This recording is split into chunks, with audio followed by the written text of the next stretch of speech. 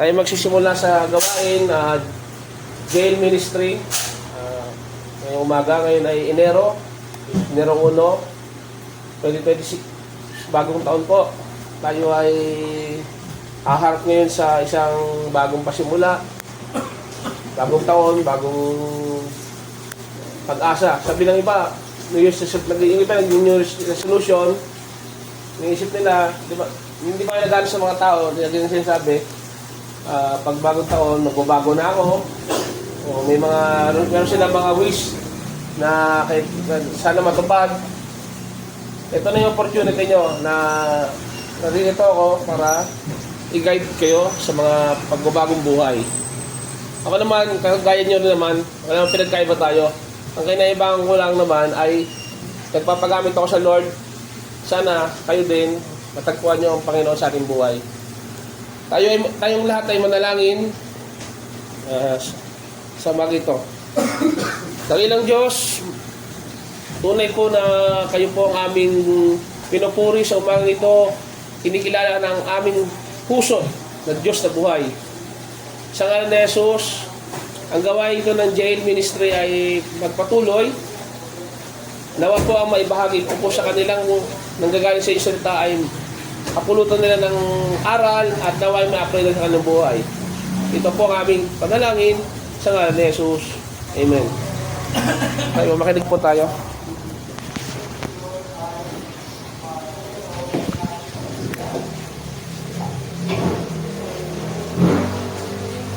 Yung mga Bible ko kayo din sa loob ng wala pa yung Bible.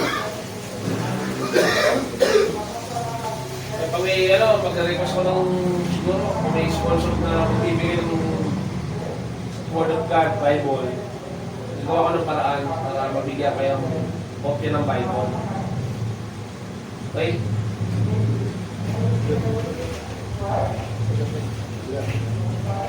Ang pamagandang ating pag-aaralan ay binigay ang pinakamagandang kaloob. Pinakamagandang kaloob ng Diyos o regalo. Ano nga ba ang pinakamagandang kaloob ng Diyos? Walang iba kundi ang nag-iisa niyang anak na si Jesucristo. Binigay niya sa atin ang kanyang nag-iisang anak.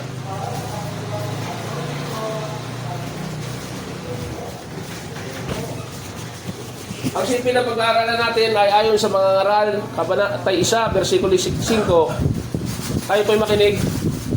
Sumisikat ang araw at pagkatapos ay lumulubog.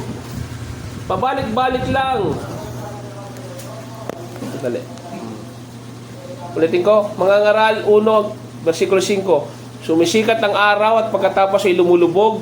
Pabalik-balik lang sa kanyang pinanggagalingan. Mga ngaral 1, versikulo 5. Di po ba napapansin natin na yun nga, ang sistema sa atin na araw, gabi, dumadaan ang panahon, January, nakaraan, Disyembre, na may napapansin ba tayo na kung ganun pa rin ba tayo o may pinagbago ba tayo o may nag-improve ba sa atin o ano kaya naging maganda sa ating buhay? Kasi ang ating pag-aaralan ay patungkol sa kabuluhan ng buhay. Yung direksyon ng buhay nating gagawin. Sa ngayon sa Genesis, kung kayo in-encourage ko, babasahin natin yung sa bagong taon kung ngayon para mabasa natin ang Biblia. Uunti-untiin natin Genesis chapter 1 sa isang linggo. Basahin niyo yung chapter 1 hanggang ano. Pamalayan niyo sa loob ng isang taon. Sa tulong ng Diyos, mababasa nyo lahat yan. Then, yung sa Ebanghelyo, yung sinasabi ko kahapon na ang pinakamahalaga dyan yung 4 Gospels na dapat mag-focus kayo doon, yung malaman nyo yung ano ba talaga yung kaligtasan. Kung ano ba yung Gospel na tinatawag. Doon po tayo, kung sabi ni Kuya kahapon, nag-aaral siya ng salita ng Diyos, natutuwa siya doon sa aklat ng pahayag o yung Revelation. Sabi ko, Kuya, maganda yan. Kaya nga lang, ay kailangan mo magsimula ng panimulang paaralin patungkol sa Biblia. Sabi ko, magsimula ka muna sa Ebanghelyo. Nang sa gayon, mapapag-aralan mo rin yung Old Testament.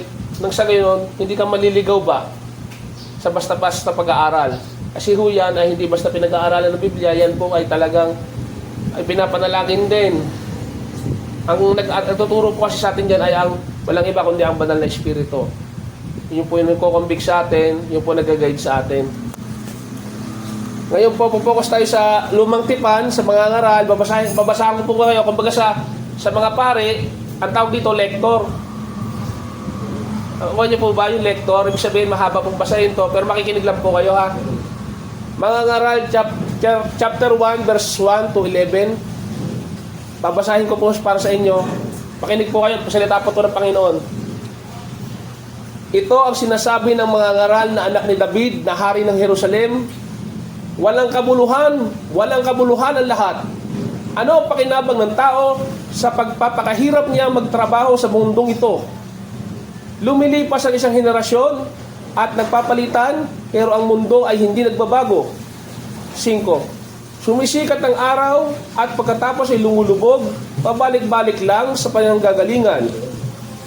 Humihihip ang hangin sa timog at pagkatapos ay umuhihip naman sa hilaga. Paikot-ikot lang ito at pabalik-balik. Lahat ng ilog ay umaagos sa dagat, pero hindi naman napupuno ang dagat, kahit na patuloy ang pag-agos ng ilog. Ang lahat ng ito ay nakakabagot at ayaw na ngang pag-usapan. Hindi nagsasawa ang mga mata natin sa katitingin at ang mga tainga natin sa pakikinig. Ang mga nangyayari noon ay nangyayaring maulit ngayon. Ang mga ginawa noon, ginagawa ulit ngayon. Walang nangyayaring bago sa mundo. Verse 10. May mga bagay pa ba na masasabi mong bago? Nariyan na yan noon pa, kahit nung hindi pa tayo pinanganganak. Verse 11, huling verse po. Hindi na natin naalaala ang mga nangyayari noon, ganun din sa hinaharap. Hindi rin ito maalaala ng mga tao sa bandang huli. Pagpalain po ang salita ng Panginoon Diyos. Sangayon sa aklat ng mga ngaral, sa lumang tipan po. May isa pong kwento dyan, kung sino nagsulat po niyan. Ang pinakamayamang tao, walang iba kundi si Solomon. Nasa kanya na po lahat. Kakisigan, si itsura, pinakagwapo po yan. Pinakamayaman po. Nakamit niya, isa makatuwid po, nakamit niya na po ang lahat. Pero nabanggit niya dito sa mga sulat niya na walang kabuluhan po ang ating mga ginagawa sa mundo. Napagtanto niya na walang kabuluhan at paulit-ulit lamang. Dahil nasa estado po si Solomon na paghahanap ng karunungan o kung saan hinahanap niya ang dahilan ng buhay. Bakit kaya ganun? Kumbaga sa filosofiya po, tinatanong niya, bakit kaya ako lumiiral? O bakit kaya ako naririto ngayon? Ang makapangyarihang hari si Solomon ay nagtatanong sa kanyang sarili. Sabi niya, walang kabuluhan ang ating mga pinagagawa. Meron namang magkaibigan na ang pangalan na Ernest at yung isang kaibigan niya ay nag-uusap sila patungkol sa mga bagay-bagay. Silang dalawa ay mahilig sa pag-inom ng alak. Tinatawag nating inuming nakalalasing. Subalit, iniisip nilang dalawa na sa kanilang pag-iinom o pagpapalipas nila ng oras na meron silang mapapala doon, iniisip nila na maibabahagi nila ang kanilang mga emosyonal, mga peklat sa buhay, mga pakikipagsapalaran, at pagkalimot sa mga problema, sakit, karamdaman sa buhay. Sa kaunting pag-inom ng sorbesa, nalilimutan nila at nagkakaroon sila ng kaligayahan. Kumbaga yung tinatawag ng banding. Di po ba gayon din tayo sa panahon natin ngayon, nagiging banding natin yung mga ganyang bagay. Pero sa kanahuli-hilihan, nauuwi lamang ito sa pag-aaway o halimbawa hindi magandang kauuwian sa iba. Hindi ko naman sinasabi nila lahat, pero nangyayari po sa iba. Kagaya po na sinasabi ng mga ngaral na walang kabuluhan at walang kakontentuhan ng tao. Pero iniiwan ko po sa inyo sa pagsisimula ng bagong taon na ito, na ating alalahanin na walang kwenta po ang ating mga pinagagawa sa mundong ito kung wala tayong Diyos na kinikilala. Kung hindi sa pamamagitan ng kanyang buktong na anak na si Yeso Cristo, na siyang gumawa sa atin, na siyang lumalang sa atin, hindi natin makakamit ang kabuluhan ng buhay na ito. Nakagaya na sinabi ng Solomon, na walang kabuluhan ang mga bagay sa mundong ito. Kailangan natin matuklasan ng kahulugan, ang halaga at layunin ng ating buhay.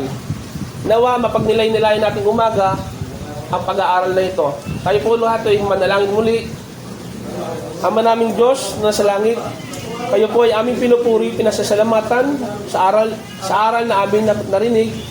Tulungan po kami na patuloy naming masaliksik at mai-apply ang napag-aralan po namin. Pinupuri ka namin. Ito po ang aming samot dalangin sa pangalan ni Jesus. Tayo magsabi ng Amen. Okay, maraming salamat sa inyo mga kasama dyan sa loob. No, na bless kayo dyan. At pag may mga tanong kayo sa akin, just reach. Ano nyo lang ako. Kausapin nyo lang din ako, ha? Okay, maraming salamat.